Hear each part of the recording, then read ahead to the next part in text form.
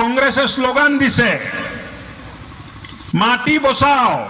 মাটি বেলেগৰ পৰা বচাব নালাগে কংগ্ৰেছৰ ভাই ভনীসকল মাটি বচাব লাগিলে আমাৰ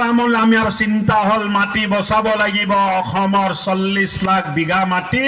মিয়াই বেদখল কৰি ৰাখিছে মিয়াৰ পৰা মাটি বচাব লাগিব কংগ্ৰেছে যদি ভালকে বুজে এই স্লোগানটো ঠিক কৰিব লাগে মিয়াৰ পৰা মাটি বচাব লাগে পৰ্বতজোৰাত মিয়াই মাটি বেদখল কৰিলে নাম শ্ৰীৰামপুৰ কিন্তু গোটেই মাটি মিয়াই বেদখল কৰিলে শ্ৰীৰামপুৰত কোকৰাঝাৰ জিলাৰ কথা কৈ আছো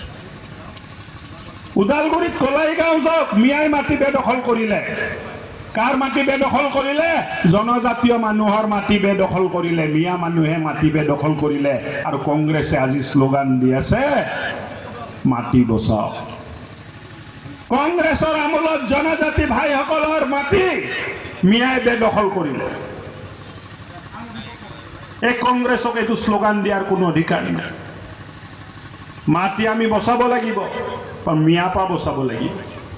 আৰু এফআৰসি অঞ্চলত যেন এটাও মিয়া সোমাব নোৱাৰে তাৰ ব্যৱস্থা কিন্তু আজি আপোনালোকে কৰিব লাগিব এই দায়িত্ব আপোনালোকৰ আছে আৰু এই সংকল্প আজি আপোনালোকে ল'ব লাগিব